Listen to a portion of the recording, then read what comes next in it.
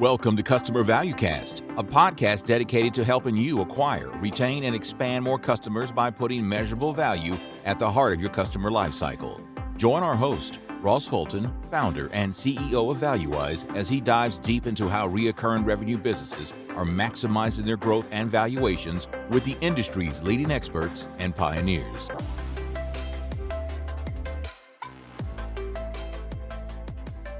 Hello and welcome to this first episode of 2023 of the Customer Value Cast. This is the show that is designed to put measurable value at the heart of your customer lifecycle so your business can retain and expand more revenue from your customers.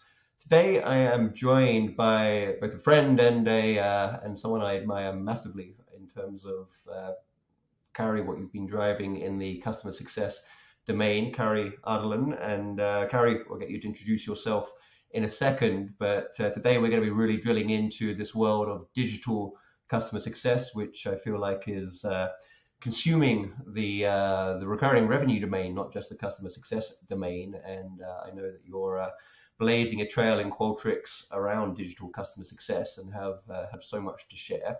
Before we get into that, maybe Kari, introduce yourself and your background for those listening who haven't had a chance to connect with you before. Yeah, so as you mentioned, Kari Ardalan here. I am the head of digital and scale success for Qualtrics. Feel like I've had a lifetime in customer success. Started out more in the enterprise space and kind of managing those enterprise teams. But as scale and digital started to become a thing, it's definitely something I've been interested in, right? I view it as the future of success and how you start to throttle engagements across different channels along the journey. I also like playing with different mediums of communication and really impacting that overall profitability, which is super important today, right? By reducing that cost to serve for the customer base. So with that, I've moved over to run a bunch of scale teams at Box, Zendesk, and now Qualtrics. So really working to scale, digitally engage, and build out those self-serve motions. Awesome. That's been an incredible journey you've been on and continue to pursue and succeed in with some pretty incredible companies there like Box and Zendesk and now Qualtrics.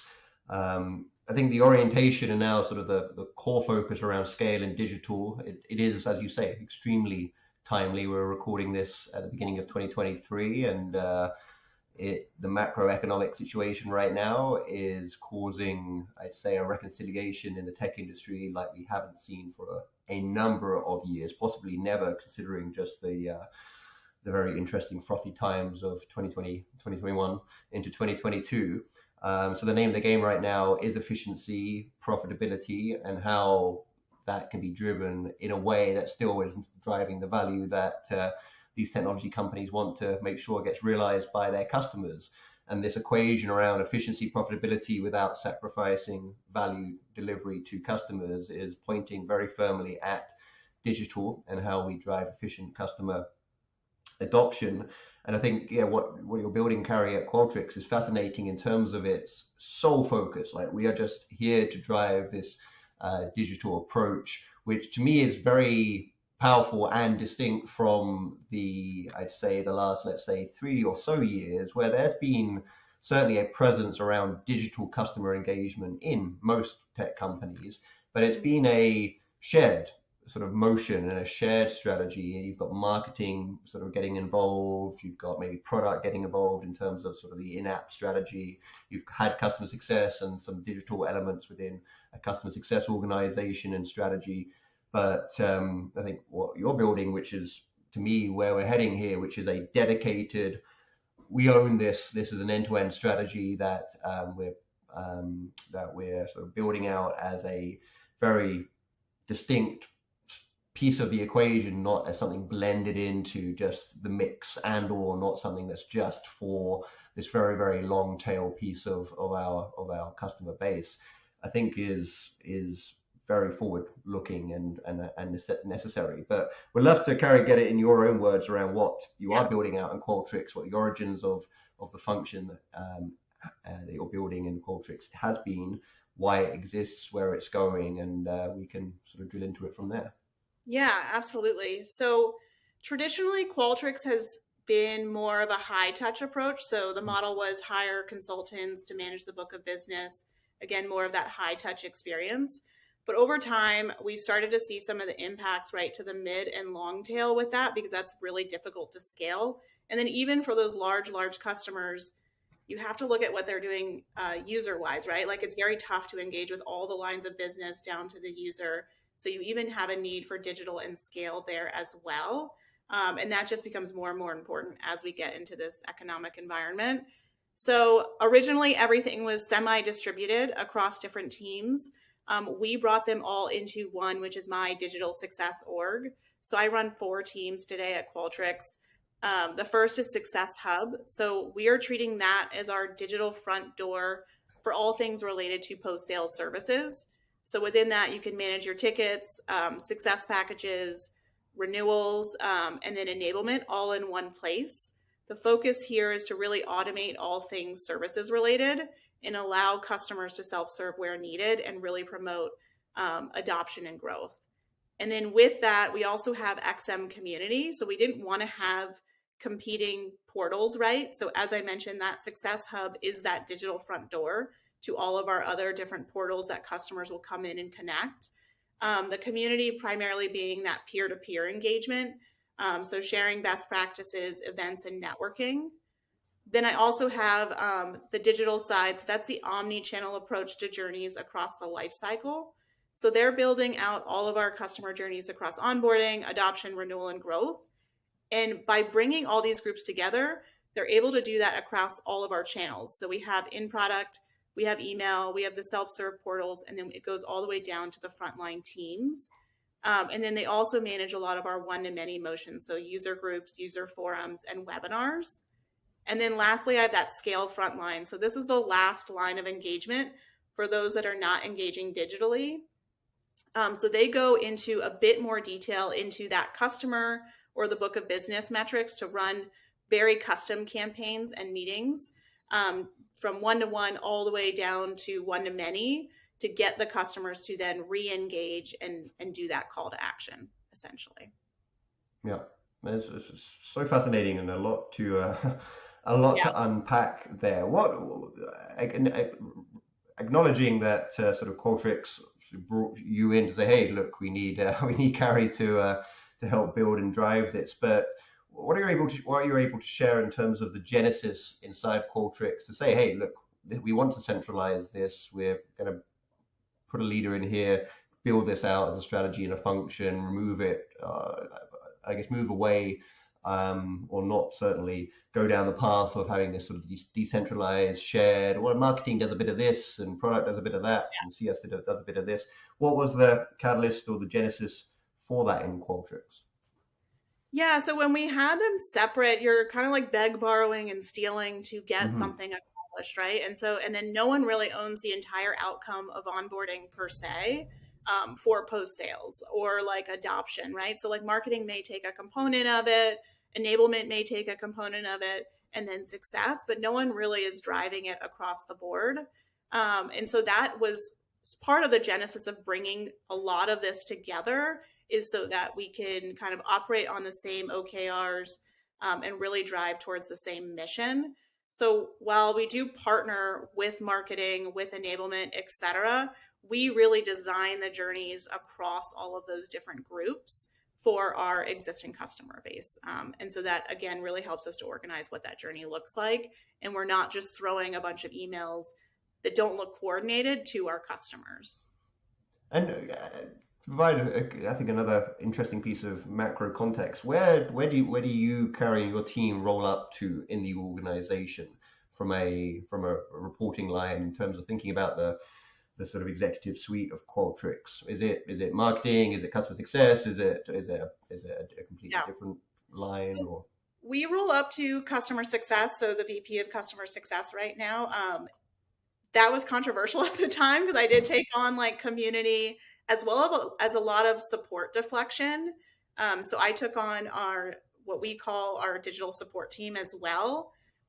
So that was interesting too, to carry over some of those KPIs into the success world. So we do have some sort of a shared service model there as well. Right. And so you mentioned OKRs and KPIs just then. What are the sort of headline, again, as much as you can share, the OKRs or KPIs that that your function is I guess, what are your North Stars, and then what are maybe the sub metrics that you really have direct accountability for that contribute to those North Stars Yeah. that you have today? So North Star is to reduce cost to serve, get customers to self-serve a bit more. So you have some of those self-service metrics. That's really tough to measure in success unless those CSMs, right, are documenting everything they do. In the support side, that's much easier to measure, right? Because you have the tickets, you have the time count, you can measure deflection if they go to like a support article. Much more challenging on the success side. So we are looking at more of leading metrics to that. So we look at cohorts of customers that are engaged across different channels. So whether that be with enablement, with our webinars, with our emails, we look at those that are neutral and those that are completely disengaged. And we are trying to move more from disengaged to neutral, neutral to engaged, again, more in those self-service channels. But then we do measure like when our scale frontline will have to engage as well. So over time, you'll see start to a shift of more self-service as we build more of these things out. That theme of self-service, I think you and I have talked about this a lot offline, and I think it's something that is very important to call out. And I think Nick Mehta, CEO of Gainsight, literally posted just last week on this concept of push versus pull in a digital sort of led strategy around engaging customers and pushing. We can push emails, notifications, etc. to customers, but how can we pull them into actually self-serving and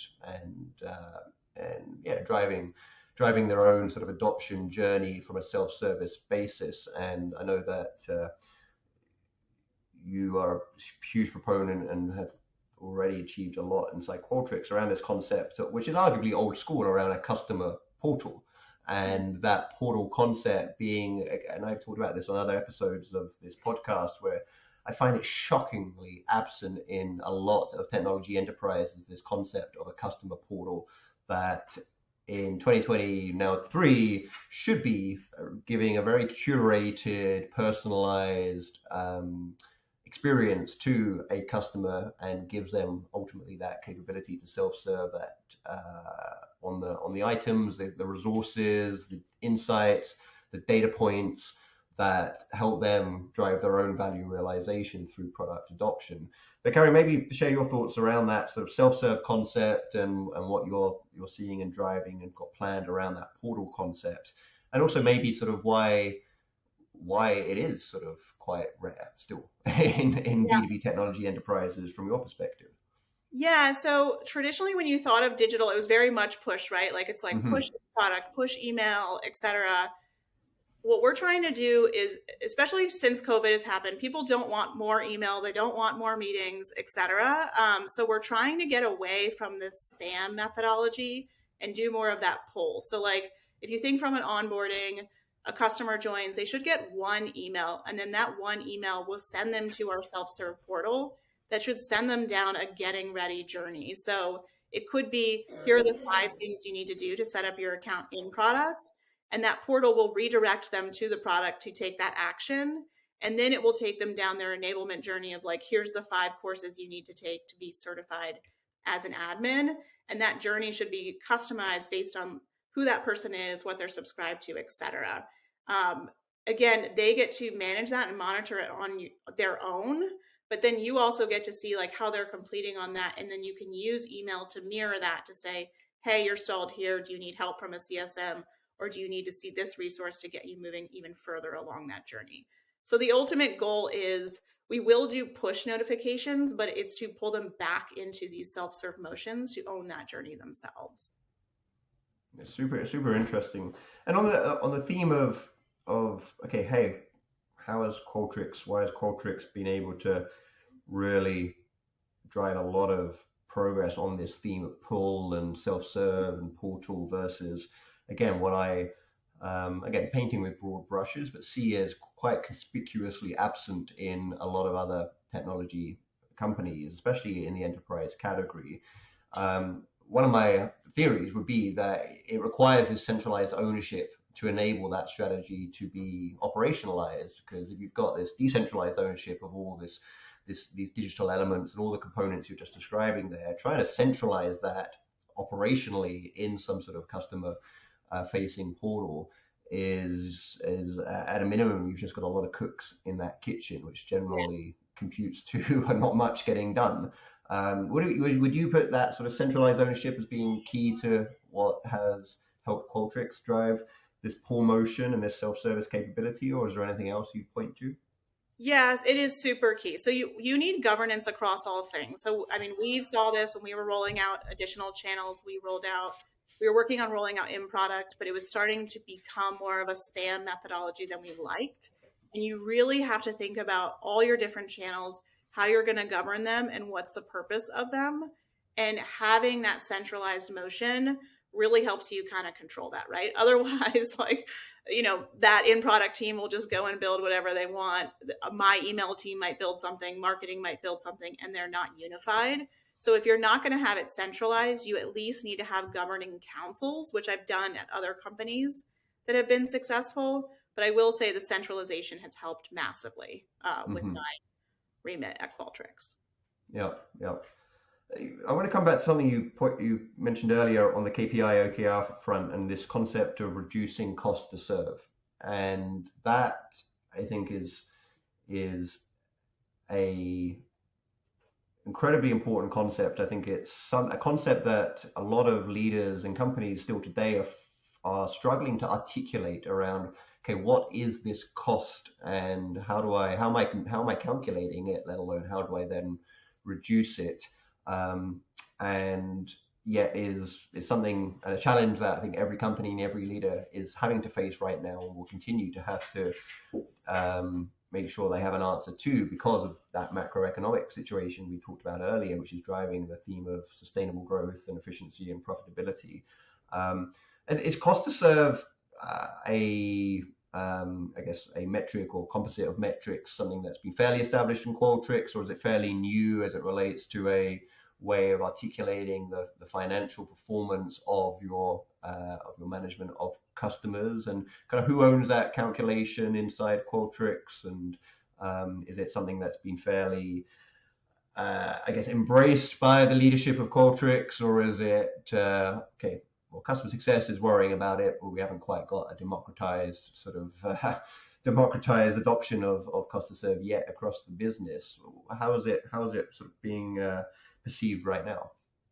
Yeah, so I will say, like, I think everyone semi looked at costs to serve in some capacity, right? Yeah. How you calculate that could be fairly subjective. I think there's easy ways to look at it, like how many administrative things are my customer success teams doing versus strategic, and working to automate those over time so they're able to either cover more of the book or get deeper in the book. And then that's what we are more working towards, is like, we have a lot of manual work that's being done by those frontline teams that could be automated. So the first focus is getting that automated and then measuring traffic to those. And then how does that let us throttle the book size? So that's where I'm really driving most of my impact in the digital motion. Yeah, I think that's a really good takeaway for anyone listening that is looking to be able to understand. Okay, we've got, whether it's been called cost to serve, I have a metric around kind of cost efficiency that I need to drive. Where do I start? I think that sort of approach of what you might describe as a sort of time-based analysis of, okay, I've got these resources doing these things with customers, and this isn't just talking to resources that sit under that organizational banner of CS. It's support, services, technical account management, sales, etc., etc. What are they doing with customers across this customer life cycle? How are they doing it? What are the cost and time impacts of that? How are they doing it from, as you say, from a manual perspective, or not, as the case might be, and using that as the genesis for starting to think about automation, which obviously digital is really the core word for. What we're doing here is automating customer engagement through digital, and certainly including and layering in a level of curation that is ideally data driven, that is arguably hard to scalably replicate through a human-led approach. But fundamentally, this is an automation exercise. And the ability to sort of understand, okay, well, what are we doing today, or what should we be doing with customers today, whether we're automating it or not, whether it's human-led or not, what should we be doing? That to me is a foundational piece of IP that any organization needs to have understood, documented, mapped out, to then be able to start to roll that into a digital strategy. What has been the approach in Qualtrics in terms of having that baseline understanding of what is the design of our customer lifecycle, who should be doing what to drive customer adoption and customer value realization? Therefore, here's what we should be digitizing. Was that sort of done before you arrived, Kari, or is that still something that you sort of have as an ongoing motion of the design process? You mentioned earlier designing those digital journeys. What does that design process look like? Yeah, so I think for us, it's been a challenge, right? Like if you're tracking time on the professional services side, right? Like they're logging hours, et cetera, much more easier to measure. Same thing on the support side. It gets a little bit gray on the success side because there's still that question, which I'm sure you know very well, like what is a high value activity, right? And how do you measure that? So that's where it gets sort of gray.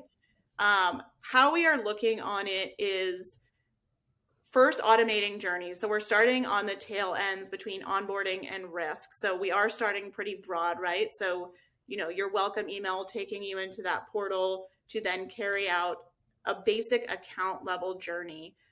So first getting everyone on that, especially helping with the long tail of the business so that we can see our impact. And then we're going to go layer in additional customization. So you can do that by product line. We'll be adding in localization and verticals, again, to start to automate some of those things that a CSM would normally have to walk a customer through. And then that allows them then to engage where a customer might be growing super quickly or at risk of a really poor onboarding experience. And so we use different triggers of they have not completed the ask. We get NPS scores for like first year customers, that sort of listening telemetry that we then push to the front line for them then to go have a more high value activity. So less of like a repeatable process for the front line, more of like, this is an issue, please go engage in a customized way, because we are automating more of those repeatable actions.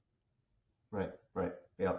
No, that makes a lot of sense. In terms of the function you're building out that's got this ownership and focus around digital and scale, what are the sort of role types or profiles that you have in this function? Because I think everyone listening here will be at least familiar with what you might today regard as traditional role types that sit inside CS organizations, maybe even indeed inside CS operation functions, as well as the traditional PSA or support type roles. But when it comes to, okay, well, I've got an organization that all they drive, when I say all, I mean it's super important, but they're so focused just on digital and scale. Who do I staff that with in terms of role types and role definitions? What's your approach been there? Yeah, I have a hodgepodge of roles, which makes it interesting. You do a lot of pod-based work. So from a digital CS side, I have journey. So I have an onboarding journey person, and then I also have an adoption journey owner. But we also have analysts and more of the back-end technology for how we would configure those journeys. So like, what data are we using? What system is orchestrating that journey? What is distributing the email, et cetera? That's what they manage. And then same thing on the hub side, a lot of developers, we are custom building that success hub. So we do have developers, we have content people building those articles that are going into the hub. And then we have program managers as well, managing the overall success of the program. And then community and scale, pretty traditional roles like, your community moderators, et cetera. And then the scale frontline are your scale CSMs and those leaders across the globe. The two journey manager roles I think are very interesting, and again I think very, very important I think I see them emerging. I think almost on a monthly basis, I Yeah. see a company or two investing in that type of role and really getting into what you could argue is a B2C inspired mindset around, okay, we're not sort of managing just customers and renewal cycles. We are managing a life cycle here, and we are needing to think in a journey mindset, which I think a B2B journey is very different to B2C journey in terms of all the different moving parts and the different functions you've got to think about in a B2B customer journey versus serving me as a consumer. You're not going to give me a PS function to deal with when I sign up for a consumer product. But we have to reconcile that in B2B. But my point being, that journey focused role I think is very important. What do you look for? What would you recommend people look for when defining that role, and then specifically people that can be successful in that role? Are you looking for CS experience? Are you looking for instructional design type experience? Is it education experience? Is it service design experience? Is it no, these need to be from the front lines and even maybe have been customers themselves because they have lived and breathed the journey that we're trying to automate and digitize here. So yeah, maybe drill into that journey role itself and what makes it successful and what type of I guess profile or person makes that role successful. Yeah, the two I have today. So I've looked at like marketing backgrounds, definitely scale or other digital backgrounds. Customer marketing is a big one as well. As far as the characteristics, definitely someone that can own cross-functional collaboration, because like what I have been pressure testing with my journey owners is it's not just success. It's not just email. Like we centralize these teams for a reason. So they need to rethink the model in how we want to push versus pull, et cetera, and via what system. So more of that innovative thinker, someone that can bring in cross-functional teams, align goals across those cross-functional teams, and then design a journey. As far as being a SME on enablement or content, like we let those teams be the SME for those resources, and that journey owner kind of orchestrates it, for lack of a better word, of pulling all the stuff we have in together and how that works in a trigger-based or journey-based motion. Yeah, no, interesting. This has been awesome.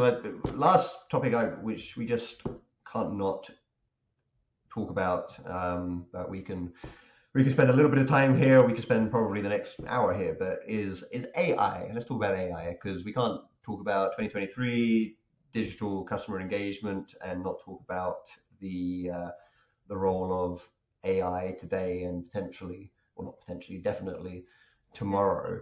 And if we sort of focus that down, because AI is a super broad concept, advanced analytics, machine learning driven, that are really sort of driving that propensity predictive based set of triggers, that, to use that word you just mentioned, that trigger based to drive next best action. What is the next best outcome that we're going to sort of take a customer through a digital journey to achieve, and use AI to drive that. What is your sort of opinion, I guess, on that whole big murky concept of AI and how it applies to digital customer success and the way you see it going, and potentially anything you're looking at specifically in Qualtrics on that subject? Yeah, so kind of as you mentioned before, B2B is moving much more closer to the B2C space. So we are, over time, we want to start tracking interactions in our product, in our self-service portal, but also in our human interactions as well. We are also going to start looking at personas and then helping find like what that human on the other side needs. So that data, AI, et cetera, is just going to help us get there. I think every company has started with product-based metrics, right? Like that's the easiest to measure. If they're not using the product, they won't renew. But the thing everyone is starting to look at as well is more of a listening architecture. So having conversational AI, doing product intercepts, getting that survey data. There are things like Gong that you can set up, Bombora, that can do kind of, is my customer mentioning me here and in what way? So pulling in that experience and product data is huge to understand not only where are there issues with the product, but where is there friction with that experience and where do we intervene? And then there's this whole emergence of content, artificial intelligence as well, right? With like Chat GPT, et cetera. And you're seeing scale teams use that today to build custom email journeys and spin up and automate that quickly.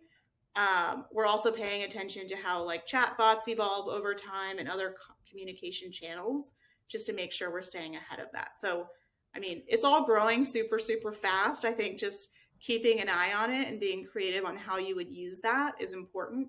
And then also where it would fail. Yeah.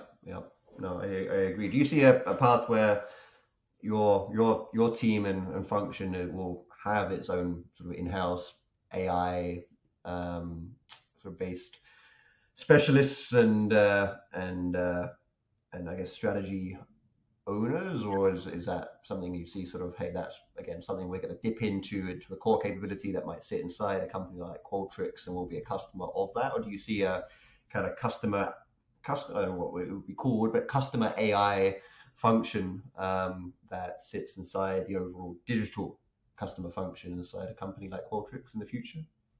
Yeah, I'm keeping an eye on it. Like I will say with the portal, again, I think meetings and emails are tending to die over time. So as we bring more and more into our portal, and we are plugging in some of our own journey orchestration tools into the back end to really consume like the events and the interactions within that portal, future state, could I then pull my customer success managers in that portal to do interactions with customers in real time?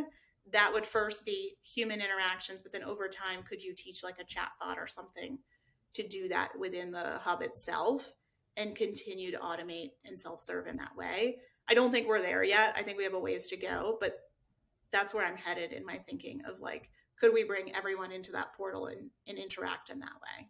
Yeah. Fascinating, Kari. I really appreciate your time, and I love our conversations. I appreciate the collaboration we've had since we've known each other, and I think it's been very generous of you to share all your insights with the listeners on today's show. For anyone that might like to connect with you and just sort of learn more in the future, how could people maybe connect with you? Yeah, I mean, definitely through LinkedIn. I'm on LinkedIn all the time. So Kari Ardalan on LinkedIn would be great. Perfect. Awesome. Well, we'll leave it there. Thank you again, Kari. Thank you for everyone who's joined this show and listening. Hopefully this has been useful to you. We've got lots of exciting episodes coming up for the rest of 2023 with companies like Workday and Rockwell Automation, to name just a couple, coming up in some future episodes. So stay tuned for that. But in the meantime, please look after yourselves, look after your customers, and we'll see you again soon.